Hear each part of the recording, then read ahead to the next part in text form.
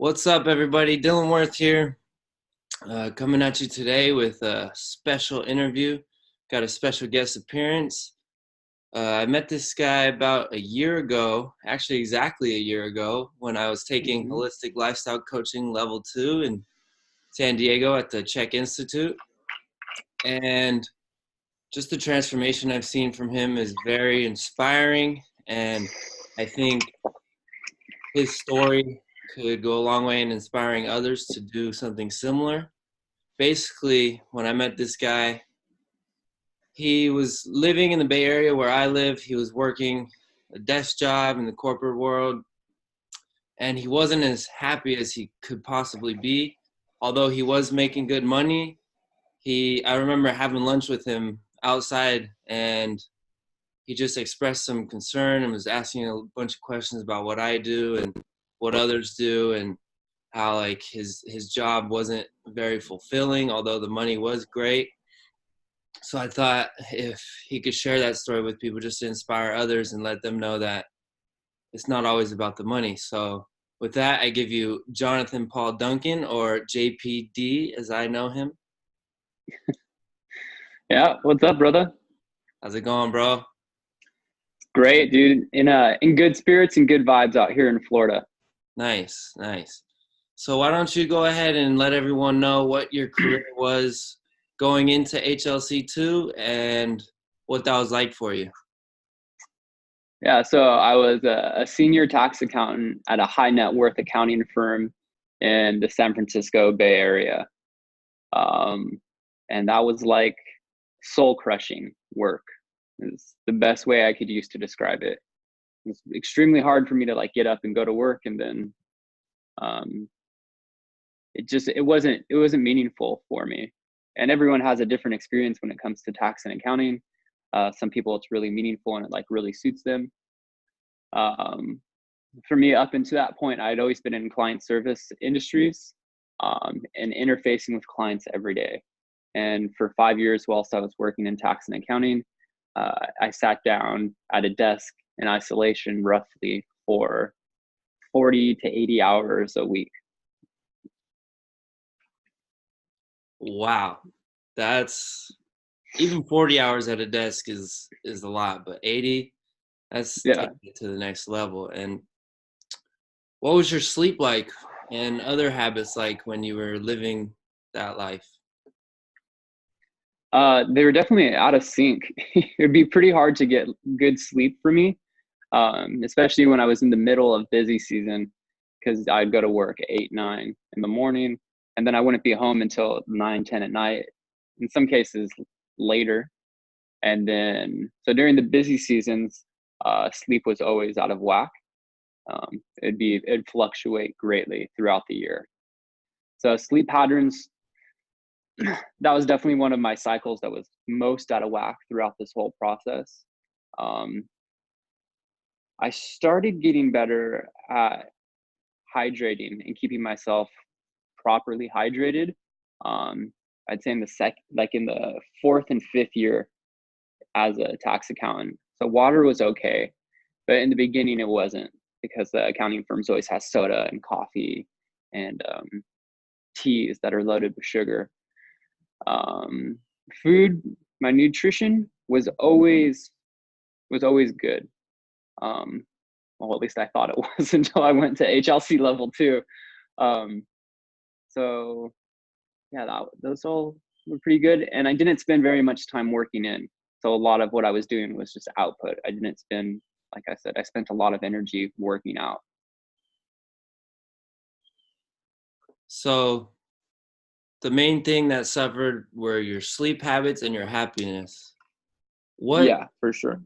what did you learn at HLC2 that sort of flipped the switch for you and gave you that aha moment that made you decide to change your lifestyle? So for me, it was when so in holistic lifestyle coach level 2, we have a 4D assessment. The 4D assessment stands for the 4 doctors, and one of the doctors is Dr. Happiness. And up until this point in time, I thought I was a really happy dude, like pretty high spirits, good vibes, like everything's good.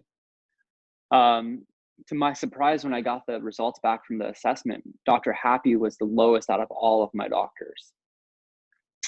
And being my first client, I had to be constructive and be a good coach for myself first. And what I realized is at that point in time, I did not have a vision or a dream of what I was aiming for in my life. Also, the work that I was doing, my vocation didn't have meaning and purpose, and it wasn't serving my one love. So it was out of alignment. And then I had outstanding dreams and goals, two of which were outstanding for over 10 years. So that's what I realized. That was like one of the big aha moments for me, was realizing all of this. Yeah, that's interesting you say that, because for my 4 doctor assessment, I was good with Dr. Quiet, Dr. Diet, and Dr. Movement, but Dr. Happiness also wasn't as high as it could be. So I think that happens with a lot of people. So it wasn't just you. Now let's hear about the action plan you took once you left HLC2 and went back to your job. Yeah, so at first I was really skeptical, because the action steps that I was looking at at that point in time, September 2018, were pretty drastic. It meant that I was going to have to take some pretty big movements, make some big movements in my life, some big shifts. And Paul Chek and the Chek Institute, Angie, specifically, they all say, like, kind of call us on our bullshit. Like, don't believe us. Like, just take everything in, but really question everything you hear and try it for yourself to see if it works. And so the action steps that I came up with to increase my happiness, my Dr. Happy, were: one, create a new vision and plan for the future. Like, set up something meaningful and ideal that I'm aiming at and pursue it. The next thing was accomplish the 2 dreams that I had outstanding for over 10 years. And they were become a snowboard instructor and snowboard in the Swiss Alps. And the last part of that action item, or that plan, was to pursue a career that was meaningful, like create a career, create a vocation that's meaningful, something that's viable long-term.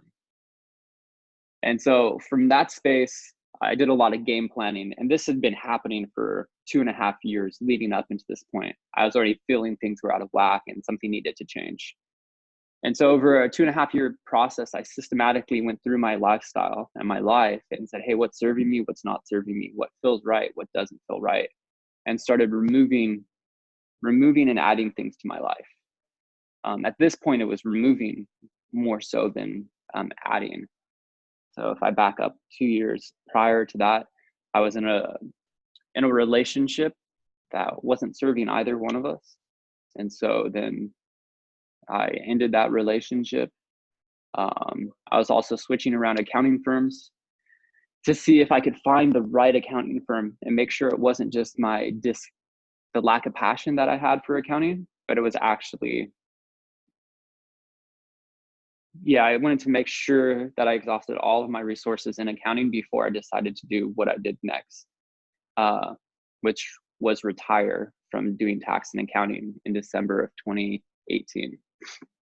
So after I retired, the next step was moving into a smaller space because I had a lot of stuff. So I moved into a 30-person co-op in San Francisco, Chateau and Butu. It's a great experience. So I moved into a smaller space, cut down, refined all of the belongings that I had. And then at the same time, in between, holistic lifestyle coach. In September to December, I signed up for a snowboard certification course in Austria. So this would be my level 2 snowboard certification, and it would all be in German. So in January, I flew out to Austria, and I was in Austria for 5 weeks. Was in Austria for 5-6 weeks, snowboarding, becoming a certified snowboard instructor. and then also instructing in Austria. And then I went to Switzerland at the end of February to snowboard at a resort called Locks, which I had dreamed about snowboarding at for over 10 years. And that's how I started the first 2 months of the year. Wow, that's crazy. So HLC ended at the beginning of October, and just in just 2 months, you're able to completely change the course of your life. I mean, obviously people shouldn't just take everything out at once. You have to strategically remove things, but it sounds like you were so committed and so eager to make a change that you did it extremely quickly. And let's hear more about the emotions of going through that. Obviously there's some fear and some other emotions. Let's hear what you were going through during that experience. Yeah, I mean, emotionally, it started once I started doing tax and accounting. 5 years when I first started to be an accountant, I remember sitting down in the office and I just felt out of place. It was really challenging. Like, I'm a pretty social guy and like pretty easy to get along with. Like, and it was really challenging for me to connect with people in accounting. I felt almost like we were on two different wavelengths, and that was throughout my whole entire time. So leading up into this, again, there's a lot of anxiety that I was feeling in my life, perpetually for 5 years. And that's what I was really trying to change through grounding camp, active meditation, bioenergetics, personal development, emotional development, holistic lifestyle coach level 1 and level 2. I was really working on the anxiety that I was feeling. And then there was just loads, especially once I knew my action items were, and that it was going to require me, I was going to need choose to retire from accounting. I mean, I was earning last year what I before taxes was roughly at 87,000. And so for me to go from the security of 87,000 to zero was really scary. But the money that I was earning as an accountant was already fear-based because I was in a scarcity mindset and just scared. So, I mean, the emotions were pretty intense leading up into this point. And then once I was at HLC2 and really went all in with this vision and this plan, I started asking for feedback from friends and family, and everyone was, the feedback overwhelmingly was in support of me making this move. Like, oh yeah, you already did this before when you moved from Clovis up to the Bay Area. Like, you could do this again. You can make your own way in the world. Like, no problem. We believe in you. And so for me, that support was motivating. Then just in imagination to snowboard in Austria, become a snowboard instructor, have a job, have a career that's meaningful. All these things really supported me. So again, there's a lot of emotions spinning around throughout the whole process. Awesome. So it sounds like although there was fear, there was anxiety, having a set action plan, having goals, having a dream, which is first and foremost, and then having a dream team, or in other words, people around you that are supportive of that, went a long way in you pulling the trigger and making this move. And I remember we spoke briefly, probably a couple months ago. We did an Instagram live video, and before we started, we were speaking, and I was like, how's everything going? You're like, I'm basically homeless right now, but you were glowing. You were smiling, laughing, all your Yeah. videos, your high energy. And you spoke briefly how you downsized because you had a lot of things. Why don't you talk about how having all those things and not being happy changed when you had a lot less things, but you were pursuing your dream, so your happiness was there. Yeah. And for me, happiness is synonymous with just living a meaningful life, having responsibility and purpose. So for me, I had a lot of shit. a lot of things, and I've always kind of been a little minimalistic, but I realized this through the downgrading from the flat I was staying at in the peninsula to moving up to San Francisco, then to scaling down to 3 bags when I went to Austria. So I had a snowboard bag, I have a 40-liter travel bag, and then a 22-liter like day pack, so to speak. And so right now, all of my possessions fit in 2 backpacks, which equate to 62 liters of space. And it's amazing because before I had a closet full of clothes, like loads of clothes. I have them all organized: white shirts, black shirts, gray shirts, blue shirts, red shirts, green shirts, fucking, I don't know if I had any yellow shirts, but like just a lot of, you have all these clothes, right? And I have a fucking 5 pairs of jeans, and they're all different colors, and shorts, and all these socks and underwear. And it was always a dilemma about what am I going to put on me today so that I could feel good, right? Let's make sure I get the newest, freshest white shirts, or like the freshest dress shirts, so I could feel good today. So at that point in my life, it was always about like, what am I going to put on me to make me feel good? And what started shifting, and this has been happening, but I really have gone into it over the last 9 months, is what feelings within me will support me in feeling good internally. So how do I self-generate positive emotions? How do I self-generate emotions that I enjoy, or just a state of being, a lifestyle, if you will? And so one thing was taking all of those, like all that surplus, and just removing it. And now the shirts that I have 5 shirts, maybe 6. I really enjoy every shirt that I have. You know, like they're great. I basically live in a pair of board shorts, but they're amazing. It's like there's some Billabong recycled plastic and not organic cotton, another story, but like they feel great. And so for me today, like in my own skin, I have some like minimalist sandals. Like I live such a simple life, and it feels amazing. Like there's so little to worry about. And even if someone was to steal my 2 bags, which I'd be pretty bummed about, um, like I could just go buy more things. Like my family's all alive, the people that I care about are all safe. Like I'm healthy and in good spirits. Like it doesn't really matter. So it's almost like a shift in perspective. Basically, Yeah. you stopped looking outside yourself to find happiness and started looking in, started doing a lot of inner work, Hmm. found out what your dream was, put a plan together, and I wouldn't say you achieved it because it's a lifelong process, but you're in the process of achieving it as we speak. Hmm. You did the snowboarding instructing, you traveled through Europe, and I saw that journey. And now talk about your transition coming back to the East Coast of the United States. Yeah. So just to finish the timeline, February I left Switzerland, and then I went in March for 5 weeks to Ireland, and I worked with a mate, and I tended after his 9 horses. So I was in Ireland for some time. Then I went to Germany. I went back to Austria for some more snowboard instructing. And I was in Israel.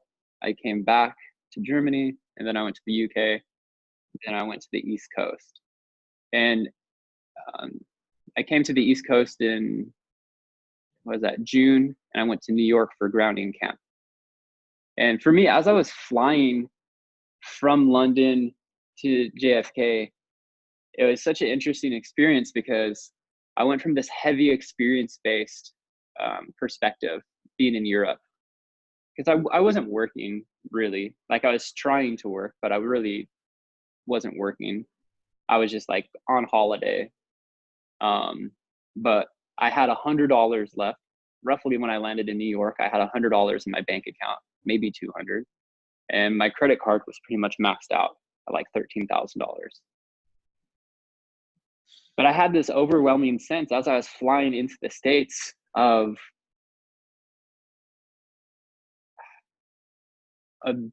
being happy, being proud to be an American. Like I was stoked to be back in my like what did they say, like mother country, like my home country. Like I was stoked to be back in the United States of America. And as I'm like about to land at JFK, I'm just like, dude, I'm gonna make a lot of money.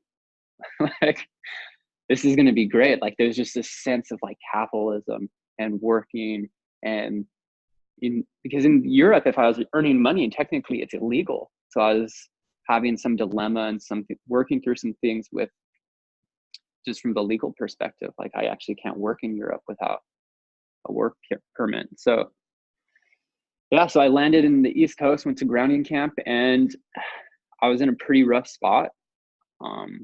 Definitely wanted to give up.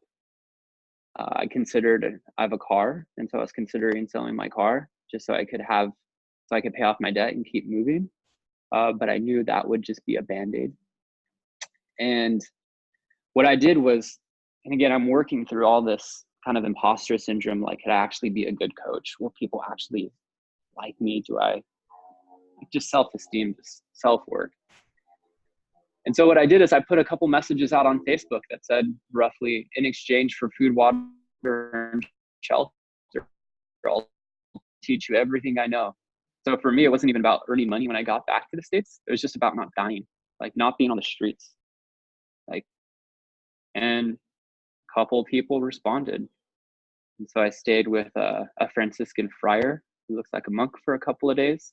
And that was an amazing experience. And I did work with him. And then I lived in Chicopee, Massachusetts for a couple of months. And when I was there, I first started working with a client and a friend. And in exchange for food, water, and shelter, I helped him set up his business, and we did some holistic lifestyle coaching. I lived with two clients for about 2.5, 3 weeks that were 74 and 77 years old. And I would do cooking and go shopping with them. And then I started picking up clients and started working with people online when I was in Chicopee. And it was an amazing experience for me, and also extremely challenging, because even though I was working with people, it was all remote for the most part. And so I consider that point of this experience my Thoreau moment, because I was roughly in isolation for 2.5 months. And I would just ride a bike and go to the farmer's market or go get a coffee. And that was my interaction with people. In like 2.5 months, I think I interacted with like 7 people. So it was extremely challenging. I started, developing confidence around my ability as a coach to support myself and guide myself and others. And then I came down here to Florida to volunteer at grounding camp.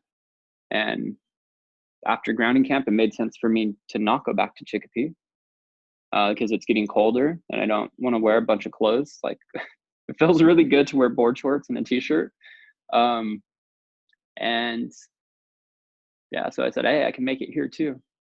And so right now I'm working with a couple of clients in person, growing and developing my coaching practice, and yeah, living a righteous life, just living a good life. That's so amazing, brother. So the main thing I heard is you went from making 87,000 a year, unhappy, to 13,000 in debt, but very happy. And most people are like, that's impossible. But it's through the process of creating and pursuing your dream. And I think it's time for people to start paying you for that. Why don't you let people know where they can reach you online? Because obviously teaching people about nutrition, movement, and other things like hydration, sleep is pretty easy.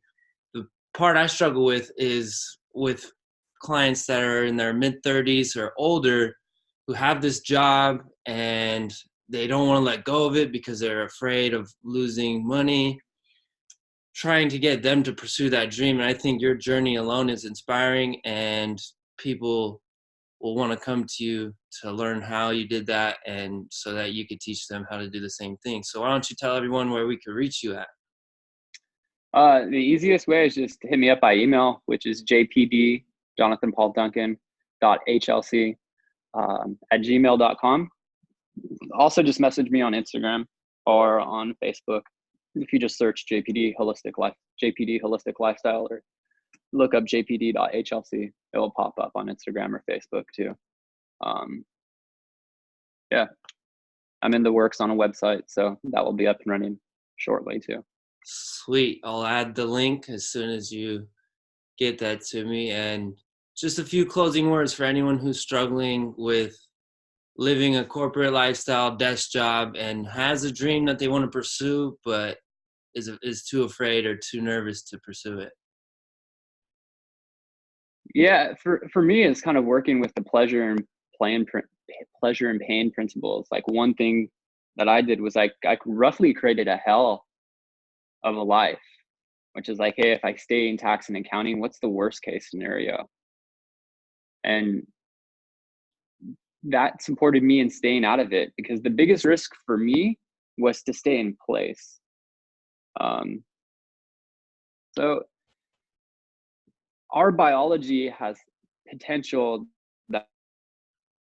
that's lying dormant in it. And I mean that at a cellular level. There's potential in our genes that is lying dormant. And the only way this potential comes online and starts to activate is when we challenge ourselves and move into literally different physical locations.